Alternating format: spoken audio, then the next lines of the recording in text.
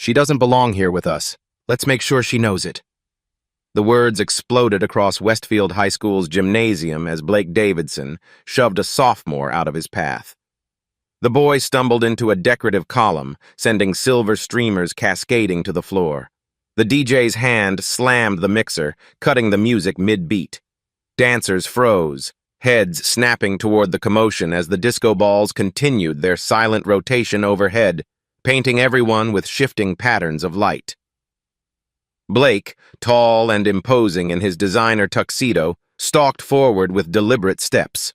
His football championship ring glinted as he pointed directly at Taylor Jefferson. His 5 teammates spread out in a practiced formation, creating a barrier that blocked her from the nearest exit. Their movement was synchronized, reminiscent of their field maneuvers, but with more menacing intent. Taylor stood alone in her blue dress, its modest sequins catching the colored lights. Her braided hair swung slightly as she pivoted to face the approaching threat. While other students scrambled backward, knocking over punch cups and sending smartphones clattering, Taylor planted her silver heels firmly on the polished floor. Her shoulders squared beneath the thin straps of her dress, chin lifting as her gaze locked onto Blake's advancing figure. Taylor's hands, graceful but strong, slowly curled into fists at her sides. Her knuckles whitened in a controlled, measured manner as she exhaled steadily through slightly parted lips. Behind her, the school's trophy case gleamed under spotlights, basketball and football trophies standing in neat rows, none for boxing, a sport no one at Westfield knew she dominated. 3 hours earlier, Taylor stood in her bedroom, the walls covered not with typical teenage posters, but with boxing match photographs and competition brackets. Her fingers traced the edge of a framed certificate, Junior National Boxing Championship, Women's Division. The afternoon sun slanted through half-drawn blinds, casting golden bars across her tournament medals hanging from a pegboard. "Breathe. Focus. Control," Taylor whispered to herself, the mantra her coach had drilled into her for years. She slipped into her prom dress, the blue fabric flowing over her athletic frame. Her muscles, lean and defined from countless hours of training, didn't fit the typical feminine ideal celebrated at Westfield High. But tonight, she'd covered them with something beautiful. The sound of her military boots on hardwood echoed through the modest apartment as her mother, Staff Sergeant Jefferson, entered in her crisp uniform. "You look stunning, baby," she said, voice strong yet gentle. The scent of her familiar cedarwood cologne mixed with the coconut oil Taylor had smoothed into her skin. "Are you sure I should go?" Taylor asked, fingers fidgeting with the fabric. 3 months isn't long enough to make real friends." "You've never backed down from a challenge in the ring," her mother replied, adjusting Taylor's necklace. "School's just another kind of ring." Taylor's gaze drifted to a photograph on her nightstand. Her first day at Southern Boxing Gym, age 9, tiny gloves dwarfing her hands. Beside it sat her junior championship medal, golden and heavy. She picked it up, feeling its weight and the memories it carried of respect earned through discipline and skill. "Take it with you," her mother suggested, "for confidence." Taylor slipped the medal into a hidden pocket sewn into her dress, the cool metal pressing against her hip. The familiar weight grounded her as memories flooded back, the hours of training, the sweat-soaked headgear, the ring bell's clang, and the raised hands of victory. Tonight wasn't about being a boxer, Taylor thought, applying a final touch of lip gloss. Tonight was about being a normal teenager for once. The reflection staring back showed a young woman ready for a dance, not a fight, though her hands, with their subtle calluses and perfect form even when applying makeup, told a different story. The distant sound of the neighbor's wind chimes mingled with the military precision of her mother's voice, reminding her about curfew. Taylor nodded, gathering her small purse and car keys. One night of normalcy, that was all she wanted. Taylor's second-hand sedan pulled into Westfield High's crowded parking lot. Bass from the gymnasium thumped through the night air, vibrating against her skin as she stepped out, her silver heels clicking against the asphalt. Security lights cast harsh shadows across the entrance, where students flowed in like a river of silk, taffeta, and expensive cologne.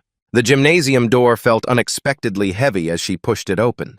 A wall of sound, pulsing music, laughter, hundreds of overlapping conversations crashed into her. The air inside was warm, thick with perfume, hairspray, and the sweet tang of the fruit punch someone had inevitably tried to spike. Disco lights cut through artificial fog, transforming the familiar space where she normally avoided gym class into something almost magical. For a moment, Taylor stood unnoticed, taking in the transformed basketball court. Teachers in formal wear patrolled the perimeter while students clustered in their established social territories. Then, like ripples in still water, heads began to turn. Conversations paused mid-sentence. Eyes tracked her movement. Who invited her? Is that the new girl? The quiet one who never talks to anyone? Did she actually come alone? The whispers weren't quite soft enough to be missed. Taylor felt her boxing instincts kicking in. Assess the environment, identify exits, maintain awareness of all potential threats. She caught her reflection in a decorative mirror ball and forced herself to relax her stance. This wasn't a match. She was just a girl at a dance. Across the room, Blake Davidson held court near the refreshment table, his arm draped possessively around his date's waist. His eyes narrowed when he spotted Taylor, his mouth curling into something between a smirk and a sneer. He leaned toward his friends, whispering something that made them erupt in laughter, their gazes fixed on her like lasers. Taylor straightened her shoulders, hearing her coach's voice in her head. Posture tells your opponent everything. Stand tall, even when you're scared. She touched the hidden metal through her dress, drawing strength from its familiar contours. 3 months at this school had taught her that social battles could be crueler than any boxing match. No referee to call fouls, no bell to end the round. She moved toward the edge of the dance floor, navigating between couples as the DJ transitioned to a slower song. The path seemed to clear before her, students stepping aside, more out of uncertainty than courtesy. The sequins on her dress caught the spinning lights, sparkling like tiny stars against the blue fabric as she found a spot to stand. Blake detached himself from his group, straightening his tie before sauntering toward her. His cologne announced his approach before he arrived, expensive and applied too heavily. His smile was practiced, insincere, the kind that never reached his eyes. Well, look who decided to show up. His voice dripped with false welcome as he blocked her path, his broad shoulders casting a shadow over her face. Didn't think the charity cases got invited to prom, Blake said, loud enough for nearby students to hear.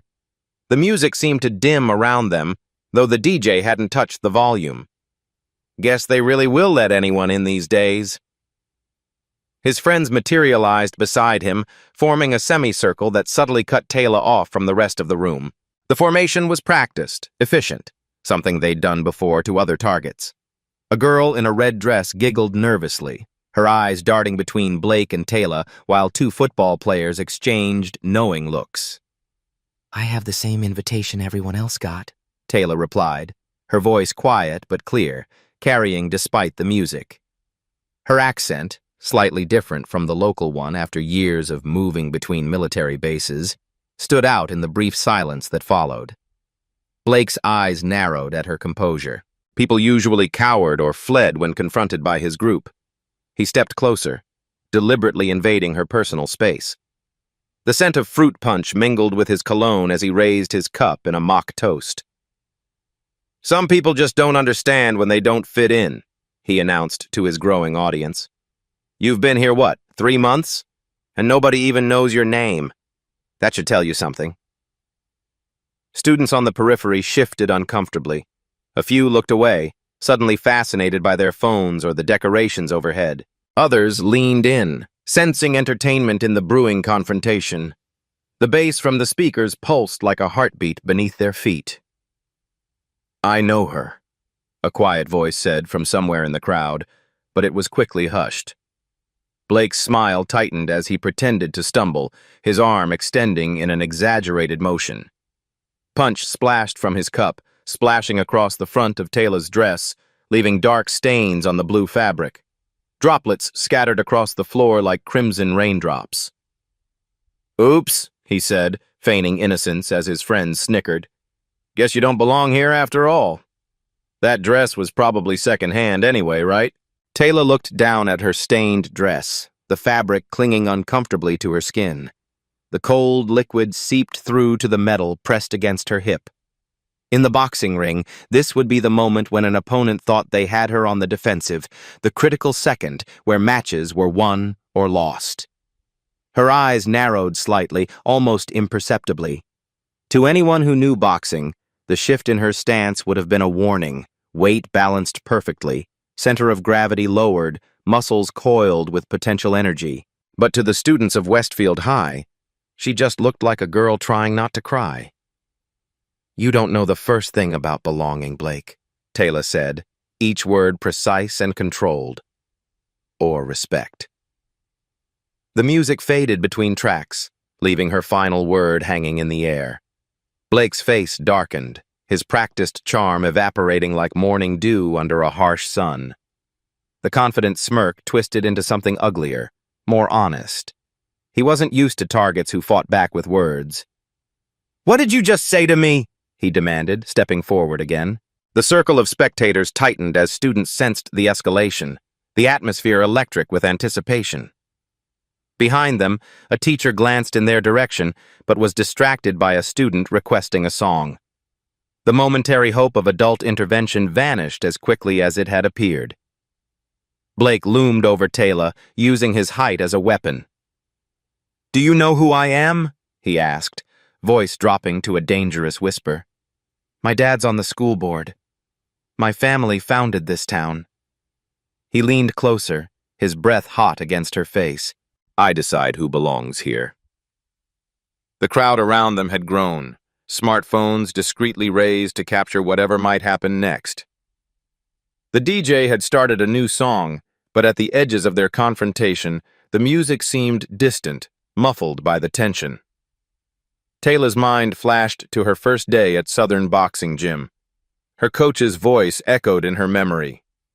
Boxing isn't about hitting hardest, it's about distance, about controlling space. She remembered standing in the ring, practicing footwork for hours until her legs ached, learning to maintain perfect distance from an opponent, close enough to strike, far enough to defend. With a subtle shift that looked casual to onlookers but would have impressed any boxing judge, Taylor sidestepped. The movement was fluid, practiced, creating precisely the right distance between them. Not retreating, not advancing, just establishing control of the space. Blake blinked, momentarily confused by her positioning. He tried to compensate by widening his stance, but suddenly found himself slightly off balance. Some primal instinct registered the change, sending a flicker of uncertainty across his face. "What's wrong?" he demanded, voice rising. "Scared to stand your ground?" A few students had started to drift away from their friend groups, drawn to the spectacle. Among them was Ms. Winters, the young English teacher who had once commented positively on Taylor's essay about moving between cities. She frowned, trying to see past the students blocking her view. "I know exactly where my ground is," Taylor replied, her voice calm. The punch stain on her dress was drying, leaving a dark blotch against the blue fabric. "Do you?"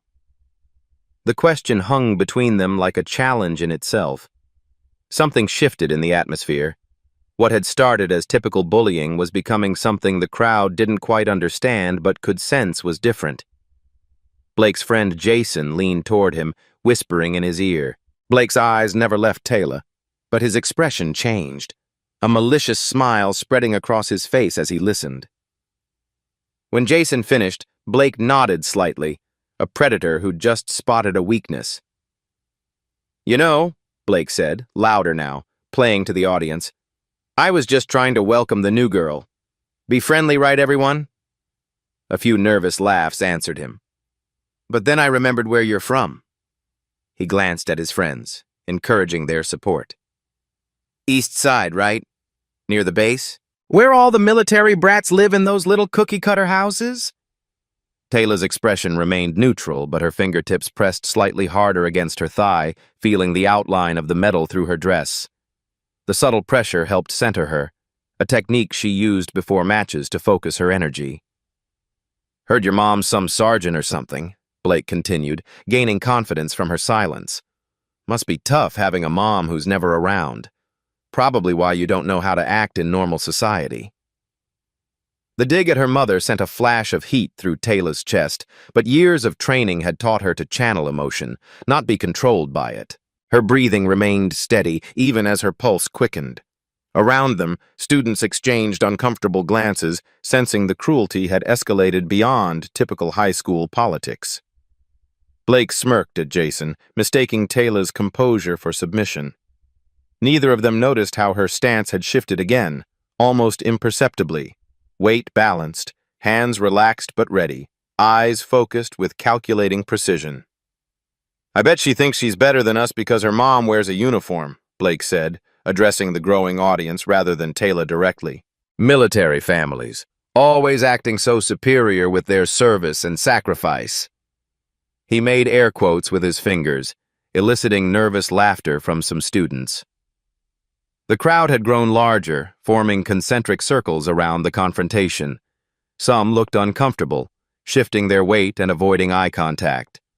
Others recorded with their phones, the small screens illuminating their eager faces in the dim light. The music continued to pulse, creating a surreal backdrop to the escalating tension.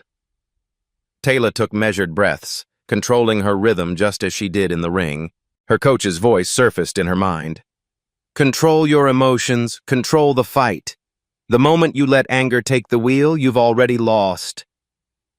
She'd spent countless hours practicing breathing techniques between punishing rounds, learning to stay calm when her lungs burned and muscles screamed. What's wrong? Cat got your tongue? Blake pressed, irritated by her composure. Or do they not teach you how to talk where you come from? Not everyone needs to fill silence with noise, Taylor replied, her voice steady. The statement was simple, but landed with unexpected weight, causing several onlookers to exchange glances. Blake's confidence faltered momentarily before he recovered. Oh, she does speak. I was beginning to think maybe you were just slow. He stepped closer, trying to reclaim the psychological advantage. 3 months at this school and you're still a nobody. No friends, no social media, nothing. It's like you don't even exist. A teacher's voice called out somewhere in the distance. Ms. Winters trying to navigate through the dense crowd. The momentary distraction caused several students to shift position, momentarily blocking her path. Maybe that's why your dad left, Blake continued, voice dropping to ensure only those closest could hear the cruelest cut. Couldn't stand having such a boring daughter. The direct hit landed like a low blow. Taylor's breath caught for just a second, enough for Blake to notice and smile with satisfaction. He didn't know her father had been killed in action overseas. She never talked about it, and her mother had requested the school keep that information private. As the familiar pain washed through her, Taylor fell back on her training. In her mind, she was back at the gym, absorbing a hard hit during sparring. The physical sensation was different, but the mental discipline was the same. Acknowledge the pain, then refocus. Blake, emboldened by finally finding a weak spot, reached for her arm. Maybe you should just... Before his fingers could close around her wrist, Taylor's arm moved in a fluid, practiced motion. Not striking, but blocking, redirecting his hand away from her body with such natural precision that it looked almost accidental. The defensive technique was so ingrained that she executed it without conscious thought. Blake froze, his expression shifting from smugness to confusion. The block had been gentle but effective, leaving him slightly off balance and unsure what had happened. "Whoa! What was that?" he blurted, genuine surprise breaking through his practiced cruelty. "Little girl thinks she can fight?" The question hung in the air as nearby students leaned forward, interest piqued by this unexpected development. Something had changed in the dynamic. A power shift too subtle to name but impossible to miss. For the first time, uncertainty flickered across Blake's face as he reassessed the quiet girl he'd thought was easy prey. "Back off, Blake!" a voice called from the crowd. "This is getting old." It was Emma Chen, student council secretary, usually too concerned with her college applications to intervene in social conflicts. Blake's head snapped in her direction. "Stay out of this, Emma." His tone carried a warning that silenced any further objections. He gestured to his friends, who moved with practiced coordination to form a tighter circle around Taylor, backing her toward the wall where championship banners hung in neat rows. The calculated formation cut off potential escape routes and blocked sightlines from the chaperones. The move was deliberate, something they'd done before to other targets. The wall of bodies created a pocket of tension separate from the prom's festivities, like a bubble of hostile air in the middle of the celebration. Taylor's eyes moved methodically, assessing her position. In the boxing ring, she'd been trained to constantly evaluate her surroundings. The ropes, her opponent's stance, the distance to the corners. This situation was different, but the analytical approach was the same. 5 boys, 1 exit path, approximately 12 feet to the nearest adult. Ms. Winters had finally spotted the confrontation and was moving toward them, her face set with determination. But before she could get close, 2 students collided on the dance floor, one of them spilling punch on the teacher's dress. The commotion pulled her attention away just as she'd almost reached the group. "No one's coming to save you," Blake said, noticing Taylor's glance toward the teacher. The music had shifted to something with a harder beat, the bass vibrating through the floor beneath their feet. "You shouldn't have come at all." Taylor straightened her spine, feeling the cool wall against her back. The scent of old gymnasium wood mingled with the artificial fog and perfume. In her years of competition, she'd faced opponents of all styles, aggressive rushers, technical fighters, counter-strikers. She recognized Blake as the type who relied on intimidation, who crumbled when that tactic failed. "I never needed saving," she replied, her voice quiet but clear. Something in her tone made Blake hesitate. For a moment, the mask slipped, revealing genuine uncertainty. He glanced at his friends, seeking reassurance, before the practiced sneer returned to his face. "We'll see about that," he said, stepping closer. With deliberate calm, Taylor reached up and carefully unpinned the small corsage from her dress, the one her mother had insisted she wear. The delicate flowers had already been crushed against the wall. She looked at it for a moment, then handed it to a stunned girl standing nearby, a sophomore named Lily who had once smiled at her in the hallway. The gesture was so unexpected, so at odds with the tension of the moment, that a confused silence fell over the group. It wasn't the action of someone frightened or defeated. It was the calm preparation of someone getting ready for something else entirely. Blake's eyes narrowed, unsettled by her composure. "What do you think you're doing?" Taylor didn't answer. Instead, she took a small, centering breath, the same one she took before every match when the referee called the fighters to center ring. Her hands hung relaxed at her sides, but there was something in her posture that had changed, something in the set of her shoulders and the focus in her eyes that made several students step back unconsciously, creating space. In that moment of uncertainty, Blake made his decision, lunging forward with the confidence of someone who had never faced real consequences for his actions. Blake's hand shot out, aiming to push Taylor hard against the wall, a move designed to humiliate rather than hurt. The action unfolded in what seemed like slow motion to Taylor, her trained eyes tracking the trajectory of his arm, the shift in his weight, the telegraphed intention in his shoulder movement. Time seemed to slow as Taylor's muscle memory activated, thousands of hours of training distilled into pure instinct. With a subtle shift of her upper body, she executed a perfect defensive slip, the fundamental boxing move drilled into her since her first day in the gym. Blake's hand pushed through empty air where her shoulder had been a fraction of a second earlier, his momentum carrying him forward as his target unexpectedly vanished.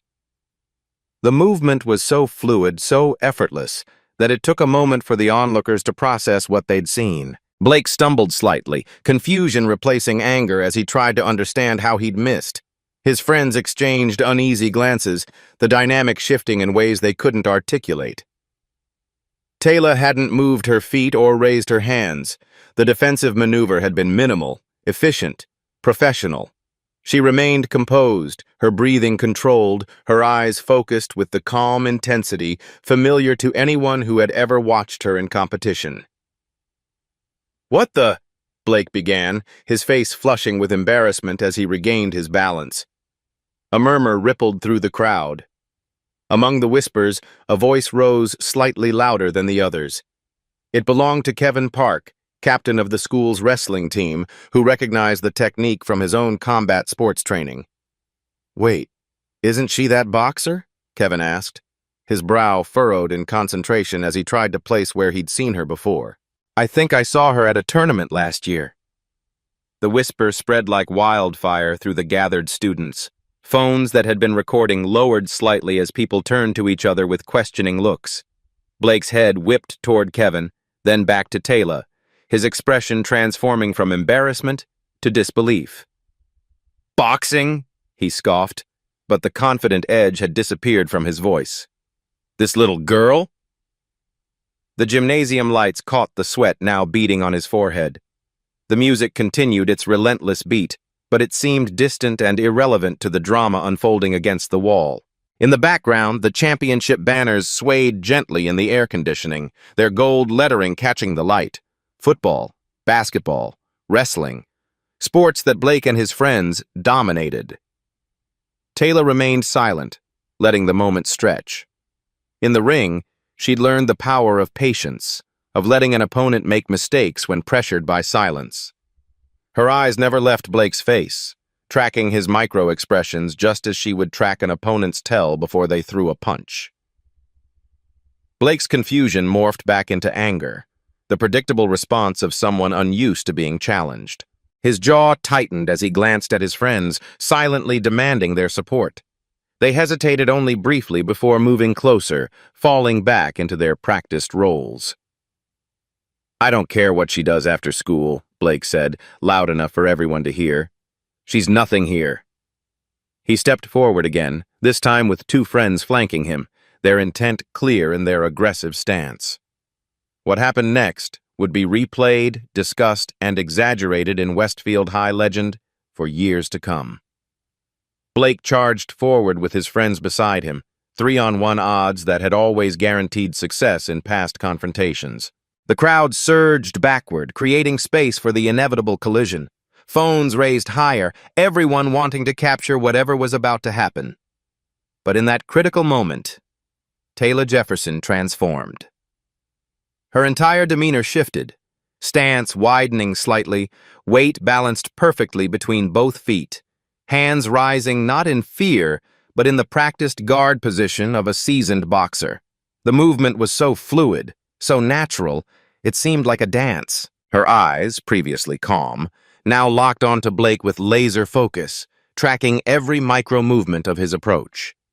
As Blake's hand thrust forward in what would have been a painful shove, Taylor executed a perfect combination that left the crowd breathless. First came the defensive slip, her torso rotating just enough for his hand to miss by millimeters. Then, with the precision of someone who had performed this sequence thousands of times, her body pivoted, generating power from her legs through her core. Her fists, now properly formed with thumbs correctly positioned across her knuckles, shot forward in a lightning-fast combination. Jab, cross, hook, each punch stopping just short of contact.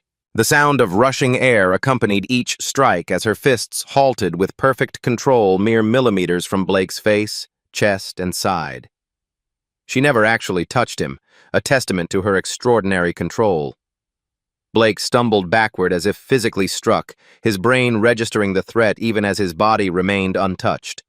His foot caught on someone's discarded corsage, sending him tumbling backward into the punch table. The carefully arranged crystal bowl tipped, sending a crimson wave cascading over his designer tuxedo. Plastic cups bounced across the floor like scattered dice as gasps echoed through the gymnasium. Absolute silence fell over the crowd. The DJ, sensing something significant had occurred, let the track fade out. In the sudden quiet, the only sound was the dripping of punch from the tablecloth onto the polished floor. "That's Taylor Jefferson!" The voice belonged to Mr. Ramirez, the physics teacher who moonlighted as a boxing enthusiast. He had pushed his way through the crowd just in time to witness the display. "Junior national champion! I knew I recognized you!" The revelation rippled through the stunned audience. Students turned to each other with wide eyes and hurried whispers. Phones now pointed at Taylor with newfound respect and curiosity. "She won gold in the nationals last year. My cousin said she's ranked 3rd in the country for her weight class. Did you see how fast her hands were?" Blake's expression transformed through a series of emotions: shock as he registered what had happened, embarrassment as he realized his state, and finally the dawning horror of understanding just who he had attempted to intimidate. Punch dripped from his hair onto his shoulders, staining his white shirt pink. The expensive tuxedo he'd bragged about all week was ruined, but his pride had suffered far worse damage. Throughout it all, Taylor remained perfectly poised. She lowered her hands slowly, returning to a neutral stance. Unlike Blake, whose breathing came in ragged gasps, her respiration remained controlled and measured. She hadn't broken a sweat or disturbed a single braid. The contrast between them couldn't have been more stark, one disheveled and shaken, the other composed and dignified. "I didn't touch you," Taylor said, her voice carrying in the silence. "I never would unless it was in a ring with referees and proper equipment." The statement wasn't a boast, but a simple fact, delivered with the confidence of someone who knew exactly what her skills were, and, more importantly, when they should be used. The crowd stared in awe at this transformation. The quiet girl who had drifted through hallways unnoticed for 3 months now commanded the attention of every person in the room. She stood tall, neither apologetic nor aggressive, the blue dress still bearing the stain from earlier, but somehow looking regal rather than ruined. In that moment, with punch-splattered Blake struggling to his feet and Taylor standing calm and composed, the power dynamic that had defined Westfield High's social hierarchy for years visibly shattered. And everyone present knew they had witnessed something they would remember long after graduation. Principal Donovan finally pushed through the crowd, his bow tie askew from the hurried journey across the gymnasium.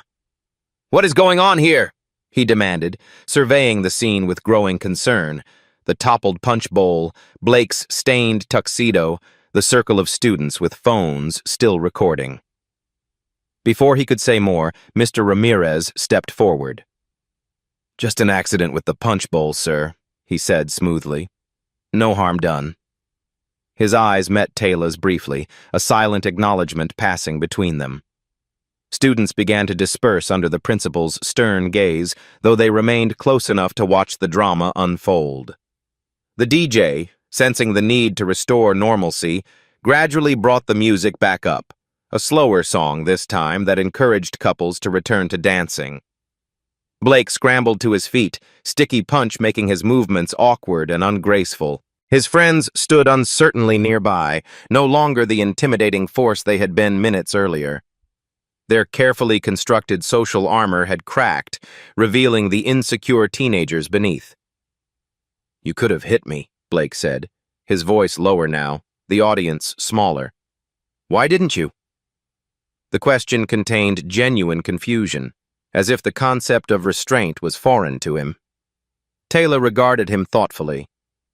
"Because I didn't come here to fight," she replied, each word measured and clear. "I came to dance." The simplicity of her answer seemed to affect Blake more than any physical blow could have. He looked down at his ruined tuxedo, then back at her dress with its now dried punch stain from his earlier aggression. Something shifted in his expression, the beginning of recognition, perhaps even shame. Students had begun to approach Taylor, forming a different kind of circle now, one of curiosity and respect rather than hostility. Questions came from all directions. How long have you been boxing? Were you really national champion? Could you teach me that defensive move? Taylor answered politely but briefly, unused to being the center of positive attention. Memory flashes of her past competitions surfaced. Moments when she could have used her skill to hurt, but chose control instead, earning the respect of judges and opponents alike. The restraint she'd shown tonight was not new, but the culmination of years of discipline. Ms. Winters appeared with towels for Blake and gentle guidance toward the restrooms. "I think you might want to clean up," she suggested, her tone professional, but her eyes communicating that his behavior had not gone unnoticed. As Blake moved to follow the teacher, he paused beside Taylor. His typical swagger was gone, replaced by something more genuine. "I was wrong about you," he said quietly, the words clearly difficult for him. There was no elaborate apology, no dramatic redemption, just a simple acknowledgement that carried more weight than flowery words could have. Taylor nodded once, accepting the statement for what it was. "We're wrong about a lot of people when we don't take time to know them," she replied, not unkindly. The lesson was offered without rancor, a truth extended rather than a judgment imposed. Around them, prom continued. Music playing, couples dancing, photos being taken. But something fundamental had changed in the atmosphere of Westfield High. As Blake walked away to clean up, students who had previously ignored Taylor now approached her with genuine interest, seeing for the first time the person who had been there all along. The medal in her dress pocket pressed against her hip, a familiar reminder of who she was. Not just a boxer, not just the new girl, but someone with depth and substance beyond any single label. The DJ transitioned to an upbeat song that filled the gymnasium with energy. The punch had been cleaned up, the table restored, and a new bowl brought out by efficient chaperones. Physically, the evidence of the confrontation had been erased, but its impact lingered in the changed atmosphere of the room. Blake emerged from the restroom, his tuxedo jacket abandoned, shirt damp but relatively clean. He made his way across the dance floor, his usual entourage notably absent. When he reached Taylor, he extended his hand, not in aggression this time, but as an offering of truce. "Truce?" he asked simply. Taylor regarded the outstretched hand for a moment before accepting it with a nod. There was no need for further words. The gesture itself marked a boundary between before and after. Around them, students watched the exchange with approval, witnesses to a moment of growth rarely seen in high school hallways. As Blake stepped away, others moved forward. Emma Chen approached with a genuine smile.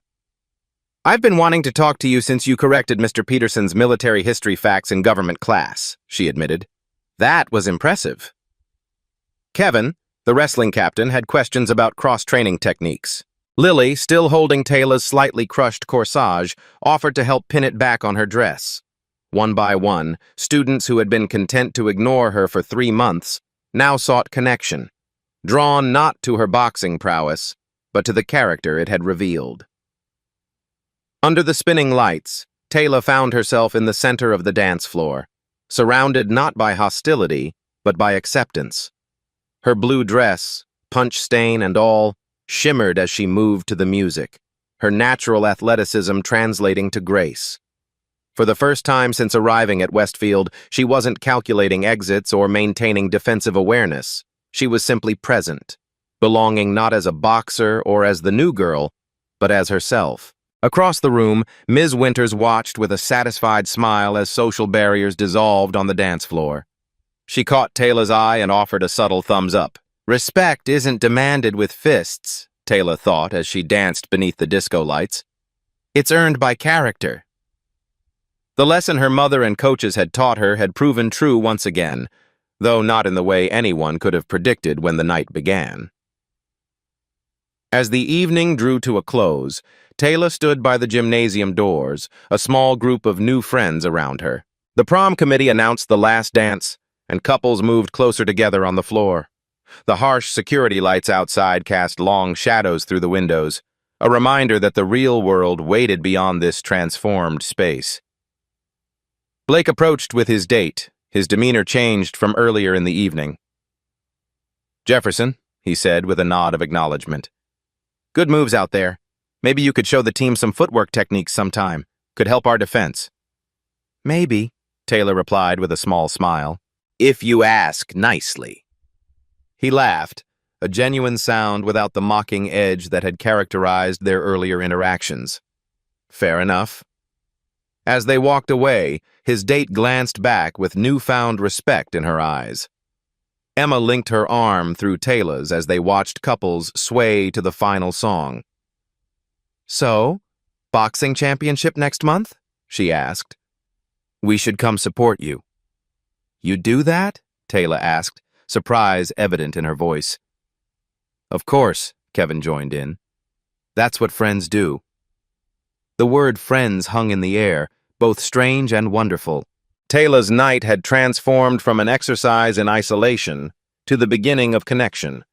The journey from being cornered against the wall to standing confidently among peers had taken only hours, but the impact would last much longer. Taylor's fingers brushed against the metal in her pocket. She no longer needed its reassurance. Tonight had proven she carried her strength within her, regardless of where she stood or who stood beside her. How often do we judge others before knowing their story? How many quiet students walk hallways containing talents and strengths we never bother to discover? When have you misjudged someone based on appearances, only to discover depths you never imagined? If this story resonated with you, hit that like button and join the Beat Stories family by subscribing now. We bring you powerful underdog stories that remind us all of our inner strength and potential. Share this video with someone who needs to be reminded that they have the power to change their own narrative, just like Taylor did. Turn on notifications so you never miss our weekly drops of inspiring stories that will leave you feeling ready to take on the world. Beat Stories, where everyday heroes rise above the odds.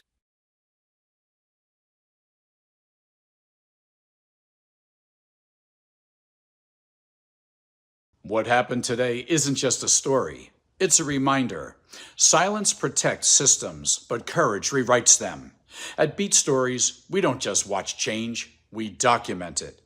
Subscribe for more real stories that challenge power and amplify truth.